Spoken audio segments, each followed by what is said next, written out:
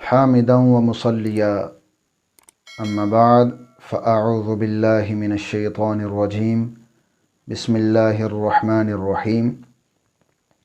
عزیزان محترم، مہینوں میں سے ایک مہینہ ایسا بھی ہے جس مہینے کو اللہ کے نبی نے اپنا مہینہ کہا اور یوں ارشاد فرمایا، شعبان شہری و رمضان شہر اللہ، شعبان میرا مہینہ ہے اور رمضان اللہ کا مہینہ ہے۔ اسی سے اس کی فضیلت کا اندازہ لگا لینا چاہیے۔ اور شعبان کو شعبان کیوں کہتے ہیں؟ انما سمی شعبان لأنہ تشعب فیہ خیر کثیر لصائم حتی یدخل الجنۃ۔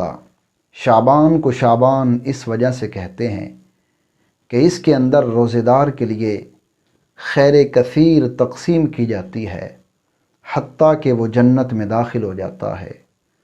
اور حضرت اسامہ بن زید رضی اللہ تعالی عنہما آپ سے مروی ہے، آپ فرماتے ہیں، یہ حدیث پاک نسائی شریف کے اندر موجود ہے، آپ فرماتے ہیں، میں نے عرض کی، یا رسول اللہ صلی اللہ علیہ وآلہ وسلم، آپ باقی مہینوں کے اندر بھی روزے رکھتے ہیں لیکن شعبان کے اندر آپ بہت زیادہ روزے رکھتے ہیں، اس کی وجہ کیا ہے؟ پیارے محبوب صلی اللہ علیہ وآلہ وسلم نے ارشاد فرمایا، لوگ اس کی فضیلت سے غافل ہیں، اس کو خالق کائنات نے بہت زیادہ فضیلت عطا فرما رکھی ہے۔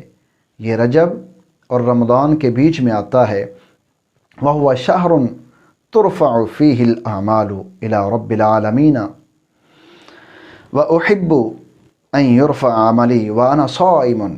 اس مہینے کے اندر بندوں کے اعمال اللہ رب العالمین کی بارگاہ میں پیش کیے جاتے ہیں، اور میں یہ پسند کرتا ہوں کہ جب میرے اعمال اللہ کی بارگاہ میں پیش کیے جائیں تو میں روزے کی حالت میں ہوں۔ روزے کی حالت میں میں چاہتا ہوں میرے اعمال اللہ رب العزت کی بارگاہ میں پیش کیے جائیں۔ اور حضرت سیدنا انس بن مالک رضی اللہ تعالیٰ عنہ آپ فرماتے ہیں، طبرانی شریف کے اندر یہ حدیث پاک موجود ہے کہ پیارے محبوب صلی اللہ علیہ وآلہ وسلم شعبان کے اندر روزہ رکھا کرتے، یہاں تک کہ ہم خیال کرتے کہ اب آپ علیہ الصلاۃ والسلام پورا سال ہی روزہ رکھیں گے۔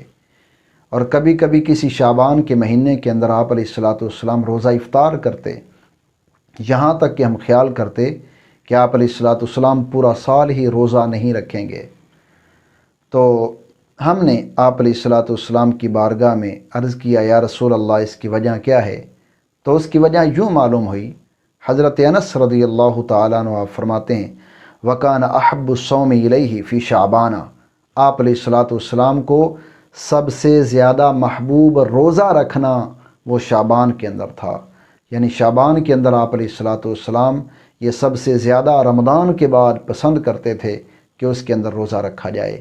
یہ رحمتوں کا مہینہ ہے، یہ برکتوں کا مہینہ ہے، یہ بخششوں کا مہینہ ہے، یہ ایسا مہینہ ہے جس کے اندر قرآن کا نزول ہوا، یہ ایسا مہینہ ہے جس کے اندر قرب الہی ہوتا ہے، یہ ایسا مہینہ ہے جس کے اندر بندوں کے اعمال لکھے جاتے ہیں، ان کی زندگی اور موت کا وقت متعین کیا جاتا ہے، ان کا رزق لکھا جاتا ہے،